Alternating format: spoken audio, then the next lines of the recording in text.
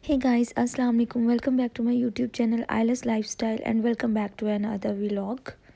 आज नाश्ते में मैंने सुबह योगर्ट ले ली थी और इस टाइम पे मुझे इतनी भूख लगी हुई थी तो मैं खा रही थी बैंगन चावल। मैंने आज जल्दी कुकिंग कर ली थी क्योंकि आज काफ़ी बिजी डे था, आज बहुत ज़्यादा काम करना था। नेक्स्ट डे ईद का था तो आपको पता है ईद से पहले कुछ तैयारी वगैरह करनी होती है, घर क्लीन करना होता है। और मेरे घर में तो वैसे ही आजकल कंस्ट्रक्शन की वजह से इतना गंद है तो मैंने सोचा कि चलो कुछ तो सफाई कर लेना ताकि अगर कोई गेस्ट वगैरह आ जाते हैं तो बिठाने वगैरह के लिए ना जगह हो। तो आज हम लिविंग रूम सेट कर रहे थे क्योंकि इस रूम का काम ऑलमोस्ट डन हो चुका था तो मैंने सोचा कि इसे जल्दी से साथ ही क्लीन कर देते हैं क्योंकि मोस्टली हम ज़्यादा यही रूम यूज़ करते थे और यहीं पे ज़्यादा बैठा वगैरह करते थे। तो इसके जो कवर वगैरह थे वो मैंने सुबह ही निकाल के तो वॉश कर लिए थे और उन्हें ड्राई होने के लिए डाला हुआ था। तो अब मैं ना वैक्यूम की हेल्प से इनकी क्लीनिंग कर रही थी। आंटी साजिदा साथ मेरी हेल्प कर रही थी और मैं आंटी साजिदा को भी बता रही थी कि ऐसे क्लीन करने हैं। तो सबसे पहले तो मैंने सोफ़ों को अच्छे से वैक्यूम के साथ क्लीन कर लिया था जितने भी थे और इनके कॉर्नर वगैरह से भी ना अच्छे से मिट्टी वगैरह निकाल दी थी।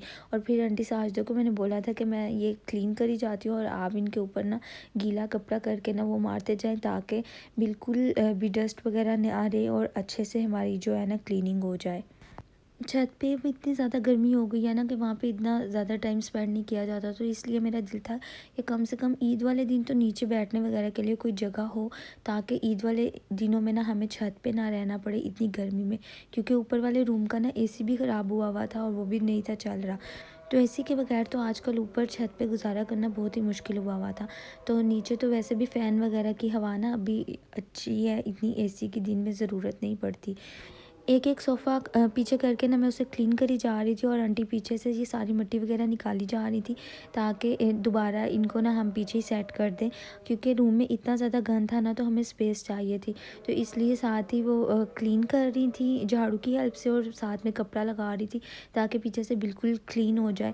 और कपड़ा वगैरह लगाने के बाद ना हम जो सोफ़े साफ़ की कर लिए थे मैंने उनको हम पीछे ऐसे पुश करके वहाँ पे रखे जा रहे थे ताकि वो भी एक क्लीन जगह पे हों और बाकी चीज़ों को भी क्लीन करने के लिए ना हमें स्पेस मिल जाए।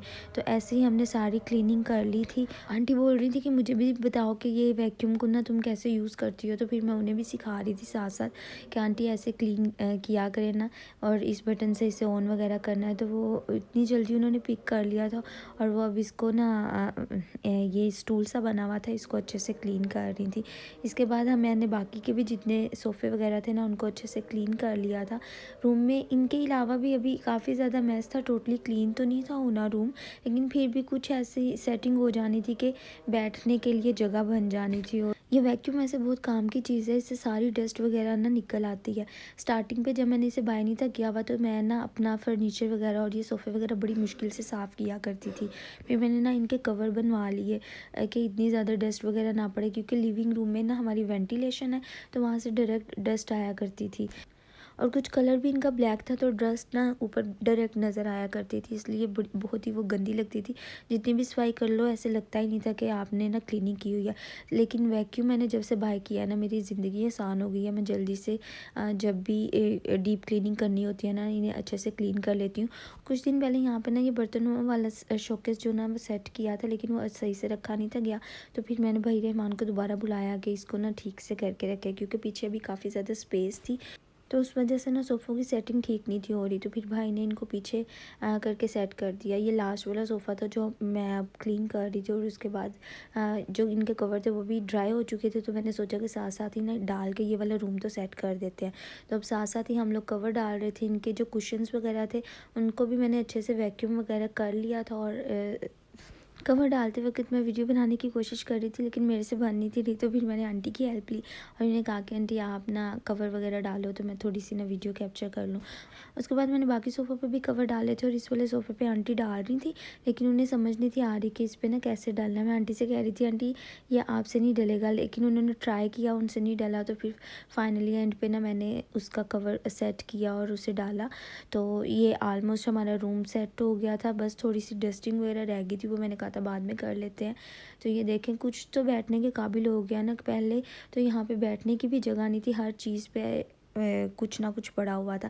खैर अभी भी काफ़ी सामान पड़ा हुआ है, ये पीछे सारा सैनिटरी का सामान पड़ा हुआ है जो कि अभी किचन में यूज़ होना है, वॉशरूम वगैरह में यूज़ होना है। ये हुड पड़ा हुआ है जो अभी किचन में लगना है, लेकिन फिर भी ये कि कुछ हद तक ना क्लीन हो चुका था। तो उसके बाद मैं अपने रूम में आ गई थी और अब आ रही थी मेरे रूम को क्लीन करने की। आंटी की बेटी आई हुई थी तो मैंने उसकी हेल्प ली अपने रूम को क्लीन करने के लिए। सुबह के बिस्तर ऐसे ही पड़े हुए थे क्योंकि सुबह लाइट ऑफ थी, तो मैं ऐसे ही उठ के ऊपर चली गई थी। नीचे गद्दे भी ऐसे बिछे पड़े हुए थे। रात में हम सब लोग ना एक ही रूम में सोते हैं क्योंकि इतनी ज़्यादा गर्मी है, तो एसी हर रूम में अगर आप एसी ऑन करो तो ये वो इतना अफोर्डेबल नहीं होता। तो उसके बाद मैं साथ ही अपना ये बेड का क्लीन कर रही थी। इसे क्लीन करना इतना टफ़ होता है ना, अंदर काफ़ी ज़्यादा डस्ट हो जाती है, तो उसकी ना क्लीनिंग में बड़ी मुश्किल होती है। पहले मैंने सारे खुश्क कपड़े से ना सारी डस्ट वगैरह क्लीन की थी और उसके बाद गीला कपड़ा करके ये सारे अंदर होल्स वगैरह को साफ़ किया था और पोशिश को भी साफ़ किया था। और फिर हमने की थी अपनी बेडशीट चेंज, जो कि मैं काफ़ी दिनों से ट्राई कर रही थी चेंज करने की, लेकिन वो नहीं थी हो रही। फिर मैंने सोचा था कि चलो ईद पे ये एक बार अब चेंज कर लूँगी। उसके बाद सारे गद्दे उठा के मैंने ऊपर बेड पे रख दिए थे दोनों, और नीचे उसने आंटी की बेटी ने सफाई कर दी थी और मैं साथ साथ ही ना डस्टिंग वगैरह कर रही थी।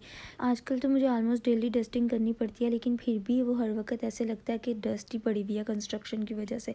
उसके बाद अब मैं आ गई थी मामा के रूम में। यहाँ पे ना लाइट का थोड़ा कनेक्शन बंद हुआ था, तो मैंने फ़ोन की लाइट ऑन की हुई थी और मैं फ़रा से कह रही थी कि मामा के सारा ड्रेसिंग का ना ये चीज़ें जो है ना क्लीन करके रखो। और उसके बाद हमने एक एक चीज़ को उठा के उसे क्लीन किया, पहले नीचे से सारा क्लीन किया और उसके बाद दोबारा से वो चीज़ें ऊपर सेट कर दी थी।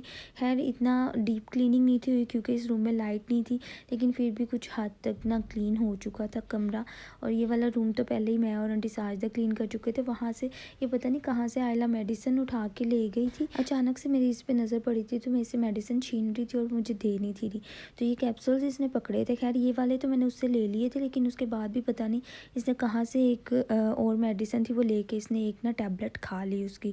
तो खैर मैंने इसको फिर वॉश वगैरह करवाया, शुक्र है कोई उसको साइड इफ़ेक्ट नहीं हुआ। बच्चों का ना इन चीज़ों पर बहुत ध्यान रखना पड़ता है, स्पेशली जब आप क्लीनिंग कर रहे हो तो वो कहीं से भी कुछ चीज़ें निकलती हैं और बच्चा पकड़ के डायरेक्ट उसे मुँह में डालता है, तो बहुत ध्यान रखना पड़ता है। आज लेबर ने बाहर हॉल को भी अच्छे से वॉश किया था और उसके बाद उसमें ना फिलिंग की थी पत्थर के अंदर, ताकि ईद के फ़ौरन बाद से ना इसकी रगड़ाई करवा लेंगे हम। पहले सारे रूम में झाड़ू लगा लिया था और डस्टिंग वगैरह कर ली थी और इसके बाद एंड पे ना फरा कपड़ा लगा रही थी।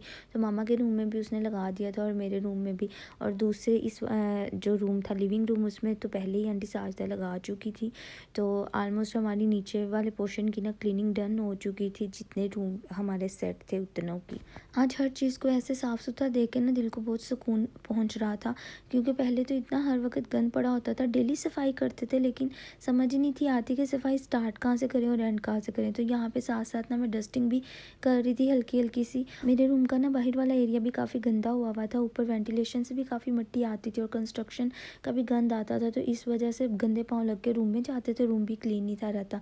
इसलिए मैंने सोचा कि यहाँ पे कपड़ा वगैरह लगाने से साफ़ नहीं होना, तो मैंने उसको वॉश करवा दिया था पानी लगा के, ब्रश मार के ना अच्छे से। मेरा रूम भी क्लीन हो चुका था। दोनों गद्दे भी मैंने नीचे इकट्ठे करके रख दिए थे कि रात को सोते वक्त ना इसको दूसरी स्पेस पे बिछा लेंगे, अभी तो ज़रा गुजरने वगैरह के लिए ना जगह हो रूम में। मामा पापा गए हुए थे बाज़ार ईद के लिए, कुछ शॉपिंग करनी थी, तो वो आते वक्त ना आयला के लिए कुछ लेके आए थे। तो अब मैं वो पैक खोल के देख रही थी कि आयला के लिए क्या आया है। तो वो आयला के लिए ना ड्रेस लेके आए थे एक, क्योंकि आयला की ईद के फ़ौरन बाद बर्थडे थी, तो उनका दिल था एक तो हम उसकी बर्थडे के लिए कुछ ना कुछ ले लें और दूसरा उसका ना ईद का ड्रेस अभी मैंने नहीं लिया हुआ था। तो फिर मामा कह रही थी कि मैं खुद ही रेडीमेड वगैरह देख के ना ले आऊँगी। वैसे भी मामा जब भी बाज़ार जाती हैं ना वो आयला के लिए ज़रूर कुछ ना कुछ लेके आती हैं।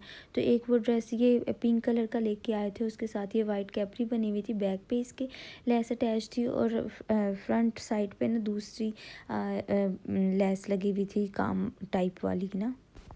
इसकी फ़्रॉक मुझे बहुत प्यारी लगी थी क्योंकि इसकी फ़्रॉक पे ना बहुत प्यारी सी एम्ब्रॉयडरी हुई थी, और एक ये लॉन कॉटन टाइप बना हुआ था बच्चे के लिए। इन दिनों में गर्मी है क्योंकि, तो ये कैरी करना इजी था। तो यहाँ पे इसके घेर में भी वही वाली लेस अटैच की हुई थी जो उन्होंने ट्राउज़र में अटैच की हुई थी, गले में काफ़ी अच्छी एम्ब्रॉयडरी हुई हुई थी और साथ में ये टसल्स उन्होंने हैंग किए हुए थे लेस के साथ ना, और ये एज अ फैशन ही हैंग किए हुए थे। यहाँ पे आई थिंक सो फिटिंग वगैरह नहीं होती। बाजू भी इसके अच्छे बने हुए थे और आगे ये कट वर्क हुआ हुआ था और सेम यही वाला कट वर्क ना नीचे इसके घेरे में भी हुआ हुआ था। बैक साइड जो थी ना वो इसकी बिल्कुल प्लेन थी, उस पर किसी किस्म की कोई एम्ब्रॉयडरी नहीं थी। मामा बता रही थी कि कोई ख़ास वैरायटी नहीं आई हुई, तो जो जितने भी थे ना उनमें सबसे अच्छा यही लग रहा था, तो फिर हम लोगों ने यही ले लिया। और एक और वो कह रही थी कि एक और पसंद आया था, लेकिन वो भी सेम पिंक कलर का था, तो हमने कहा कि चलो एक पिंक ले लिया, अब दोबारा इसका और पिंक नहीं लेना। तो फिर इन्होंने ना ये एक ब्लू सा स्कर्ट वाले स्टाइल में ले लिया था। इसकी ये ब्लेंडेड में शर्ट बनी हुई थी और शर्ट बहुत प्यारी थी। इस पे ना डोनट्स बने हुए थे और कूल लिखा हुआ था। इसके स्लीव्स भी बड़े अच्छे थे, छोटे छोटे से बने हुए थे ब्लेंडेड में ही, और माशाल्लाह से बड़े प्यारे लग रहे थे। इजी ब्लेंडेड थी, सॉफ्ट था काफ़ी, समर में ना कैरी करना बड़ा इजी था इसको। अच्छा, मैं साथ साथ ना इनकी प्राइजेस भी चेक कर रही थी और मुझे इनकी प्राइजेस देख के ना बहुत ज़्यादा हैरत हो रही थी, क्योंकि इनके कार्ड्स के ऊपर प्राइजेस मेंशन थी, तो हर चीज़ इतनी एक्सपेंसिव हो चुकी है हमारे पाकिस्तान में। साथ में मामा लोगों ने ना इसके साथ ही स्कर्ट मैच की थी और स्कर्ट बड़ी प्यारी लग रही थी साथ में ना। आयला इस टाइम रूम में नहीं थी, अगर वो रूम में होती ना तो उसने एक तो मुझे वीडियो भी नहीं थी बनाने देनी, और उसने दूसरा मुझे कहना था कि मामा ये फ़ौरन से ना मुझे पहना दो अभी। तो इंशाल्लाह ये मैं उसको ईद डे में पहनाऊँगी और फिर आप लोगों के साथ ना उसकी पिक्चर्स वगैरह शेयर करूँगी। उसके बाद जी मैं छत पे आ गई थी, सबके कपड़े वगैरह प्रेस किए थे जो सबने ईद पे पहनने थे, अपने तो मैंने पहले ही कर लिए हुए थे। और उसके बाद जी बारी आ गई थी खीर बनाने की। ईद का मौका हो और खीर ना बने ऐसे कैसे मुमकिन हो सकता है, तो यहाँ पे हम लोग खीर बना रहे थे।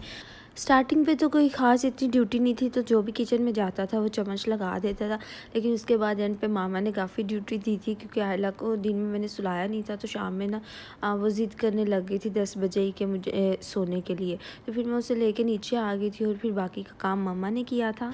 शादी से पहले हम लोग इतना इंजॉय किया करते थे चाँद रात पे, और ये शादी के बाद तो पूरा दिन कामों में ही गुजर जाता है। मैंने इतनी प्लानिंग की होती थी कि शादी के बाद भी ना ऐसे इंजॉय किया करूँगी, हस्बैंड के साथ बाहर जाया करेंगे और मज़ा करेंगे, लेकिन आयला के पापा का काम ही ऐसा है कि हम इन ईद डेज़ में तो बिल्कुल भी बाहर नहीं जा सकते। उसके बाद मैंने सोचा कि चलो अब और तो कुछ नहीं किया, तो थोड़ी सी स्किन केयर कर लें। तो यहाँ पे मेरे पास ब्लीच पड़ी हुई थी, तो मैंने हाथों पाँव के लिए ब्लीच मिक्स कर ली कि कर लेते हैं। और उसके बाद आयला सो चुकी थी, तो मैंने सोए हुए ना इसके हाथों पे ऐसे मेहंदी लगा दी थी, क्योंकि दिन में उसने लगवानी नहीं थी। साथ में मैंने उसे नेल पेंट लगा दिया था, क्योंकि मेरा दिल था कि मैं सुबह इसे वही पिंक कलर वाला ना ड्रेस पहनाऊँगी, इसलिए मैंने इसे पिंक कलर का नेल पेंट लगाया। मुझे मेहंदी लगानी आती नहीं है, तो बस आयला को मैं हल्की फुल्की सी लगा देती हूँ सोए हुए ना। होपफुली गाइस आप लोगों को आज का व्लॉग अच्छा लगा होगा। वीडियो अच्छी लगी हो तो इसे लाइक कर दो, शेयर भी कर दो, और चैनल को सब्सक्राइब करना मत भूलना, और कमेंट सेक्शन में मुझसे अपने कमेंट्स ज़रूर शेयर किया करें। मिलते हैं नेक्स्ट वीडियो में। अल्लाह हाफिज़।